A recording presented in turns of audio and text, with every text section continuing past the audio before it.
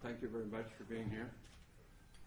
My story with regard to the disclosure process is very simple.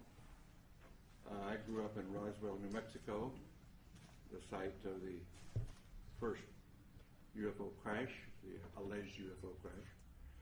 And my story is as a result of growing up there. I was a senior in high school, just going into my senior year in 1947, when on one day the Roswell Record announced that an alien craft had crashed, and the next day changed that story and said no, the Air Force said that was a weather balloon. And since I was on my way to college and more interested in those things, I didn't pay much attention to it at that point in time.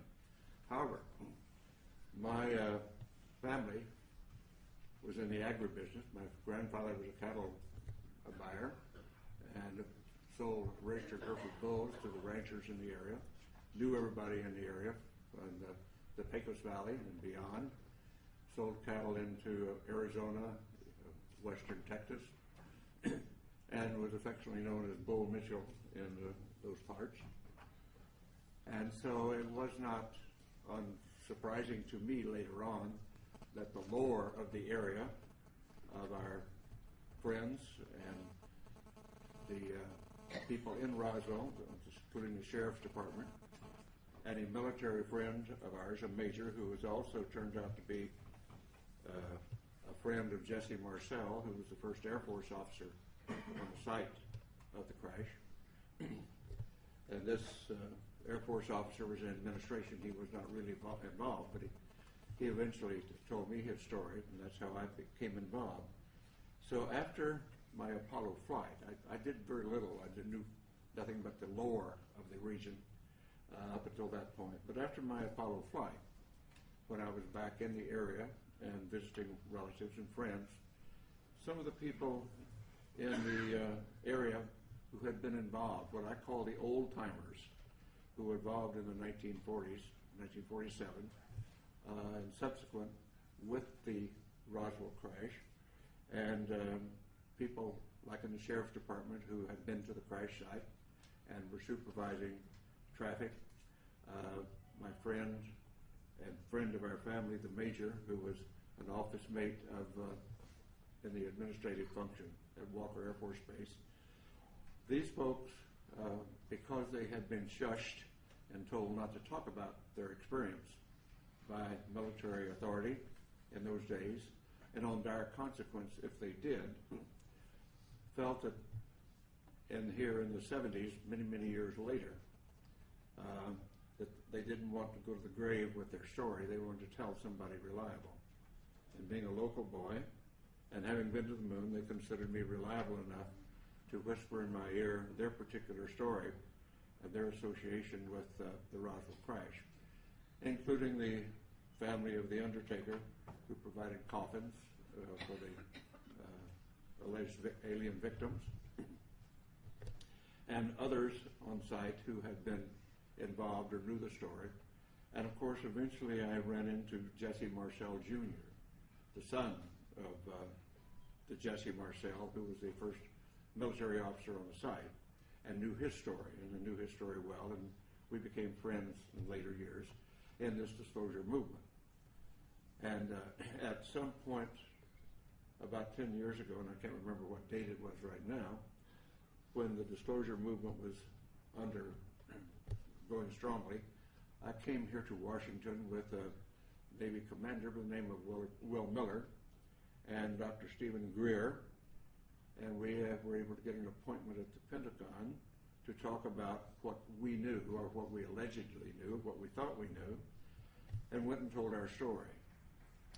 And the powers that be at the Intelligence Committee of the Joint Chiefs of Staff listened to our story and said, the Admiral said, well, I don't know that story. I don't know that that's true, but I will find out.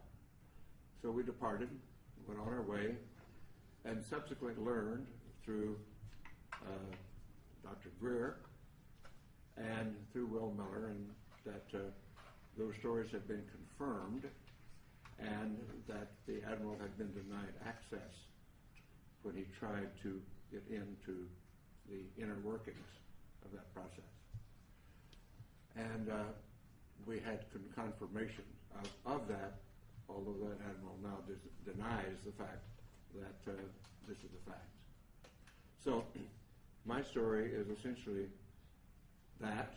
I do have no first-hand experience with the ET effort, except the fact that I know all of these research people that you'll hear from today, and those some who are not here today, who have spent a long amount of their lives and time doing research into the alien visitation, UFO crashes, and so forth. And I urge that those who are doubtful read the books, read the lore, and start to understand what has really been going on, because there is no doubt we are being visited. And as a person who is a part of the first generation of being a spacefarer of our civilization and having gone to the moon, and realizing that I do and many of us do now, that have seen the Hubble pictures from space, the universe that we live in is much more wondrous, exciting, complex, and far-reaching than we were ever able to know up to this point in time.